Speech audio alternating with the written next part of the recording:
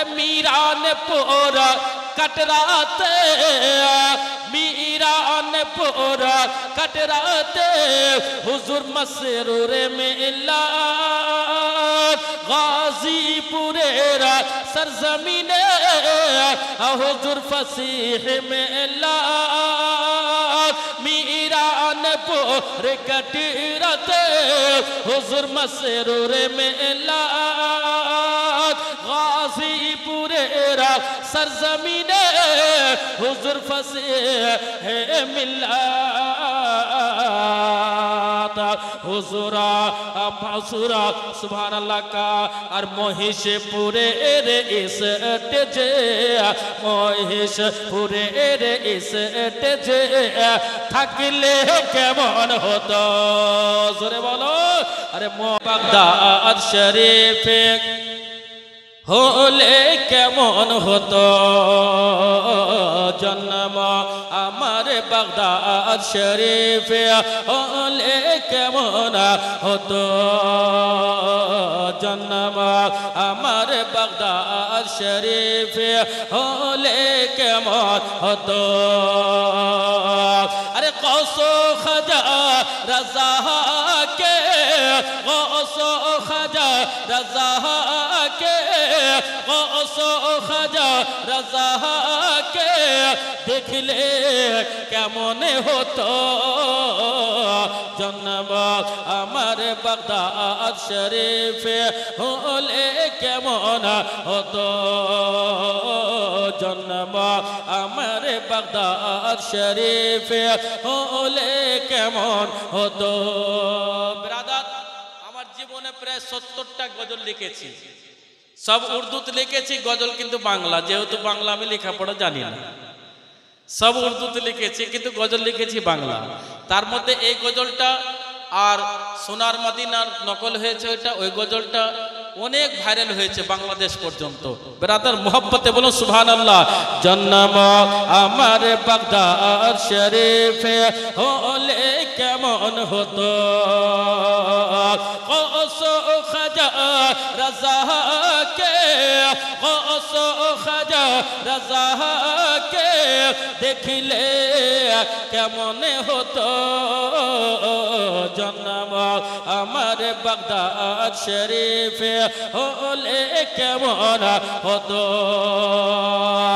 আরে হিন্দল ওয়ালি মুঈনুদ্দিন খাজা আতা রাসূল আলে রাসূল মারহবি মা ফাতেমা আরিফুল হিন্দল ওয়ালি মুঈনুদ্দিন খাজা আতা রাসূল আলে রাসূল মারহবি মা ফাতেমা আরিফুল হুজুর হাফিজে মিল্লাতের ওয়াজ হুজুর হাফিজে মিল্লাতের ওয়াজ শুনলে কেমন হতো জোরে বলো मोहब्बत से बोल दीजिए सुभान अल्लाह हुजूर हाफिज़े मिल्लतेर वाज सुन ले केमन होतो अरे गौसो खाजा रजा के देख ले केमन होतो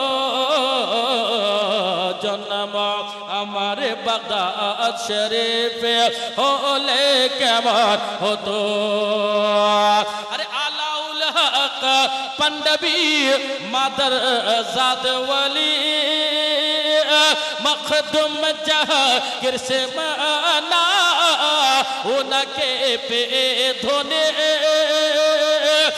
आला उल्हा पंडबी मादर जाद वली मखदुम जहांगीर से माना उनके पे धोने सेरा जो दिन आके पके सेरा जो दिन आके पके पहले केमन होतो জন্ম আমার বাগদাদ শরীফে হলে কেমন হতো।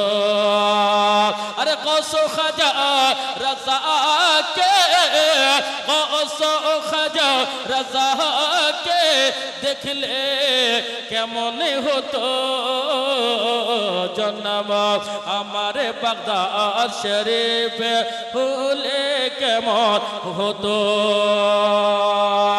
अरे मीरा ने पूरा कटराते, मीरा ने पूरा कटराते हुजूर मसरूर मिलाद गाजीपुरेरा सरजमीने हुजूर फसीह मिलाद।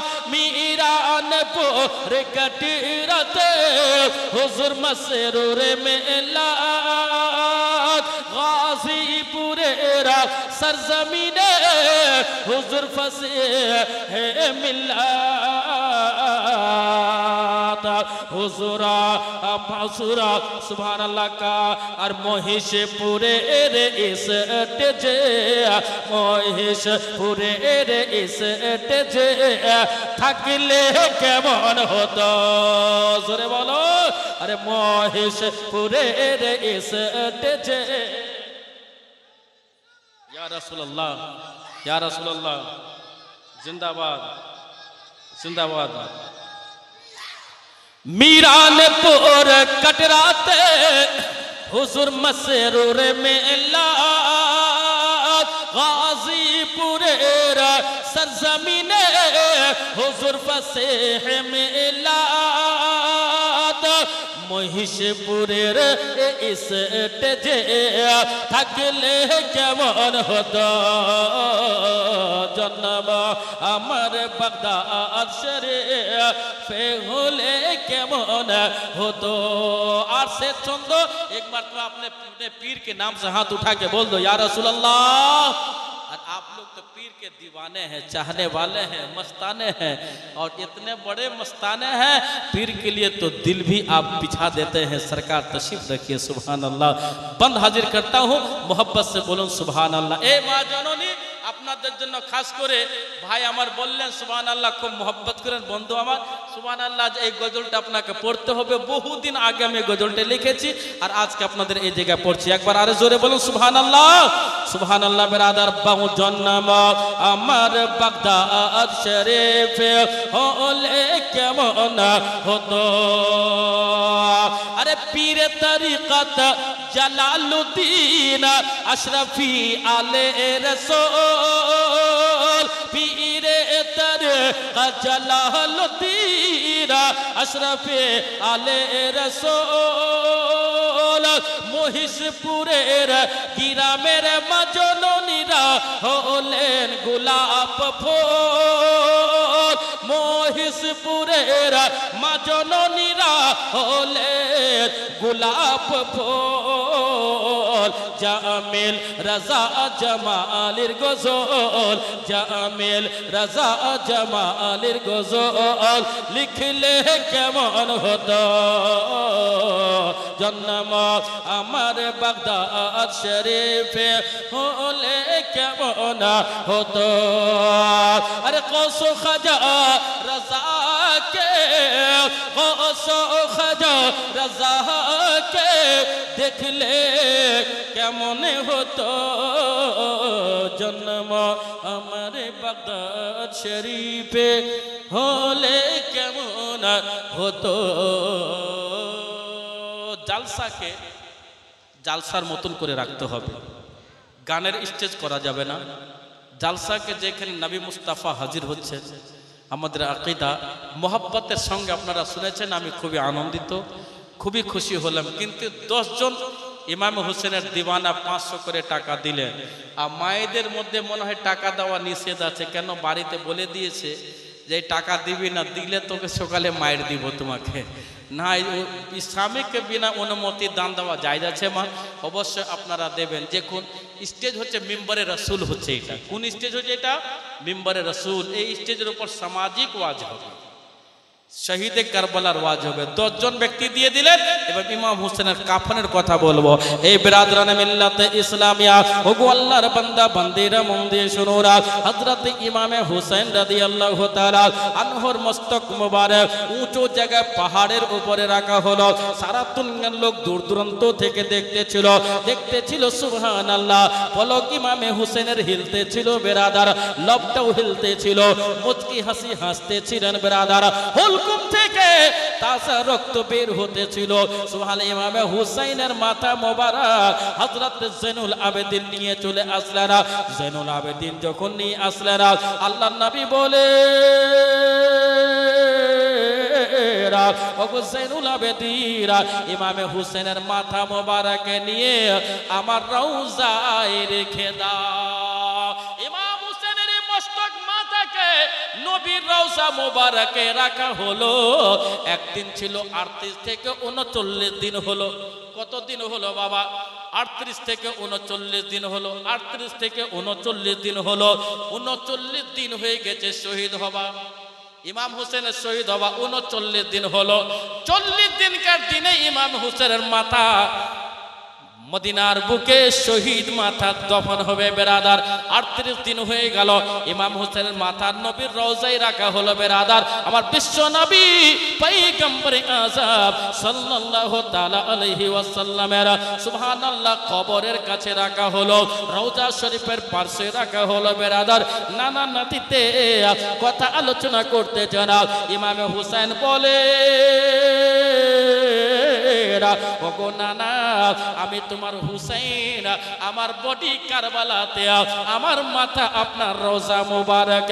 কোন এমন দুনিয়ার বুকে মাইলাল আছে যে সুবহানাল্লাহ ইসলামকে বাঁচাবার জন্য নিজের গর্দন দিয়ে দিয়েছে, ইসলামকে প্রচার করার জন্য নিজের বডি কাটাইয়া দিয়েছে, ইসলামকে জিন্দা রাখার জন্য, ইসলামের পতাকাকে উত্তোলন করার জন্য সুবহানাল্লাহ পৃথিবীর বুকে কোন যোগ্য বাপের যোগ্য মা যোগ্য সন্তান আছে নিজের জানকে কোরবান খুব কম।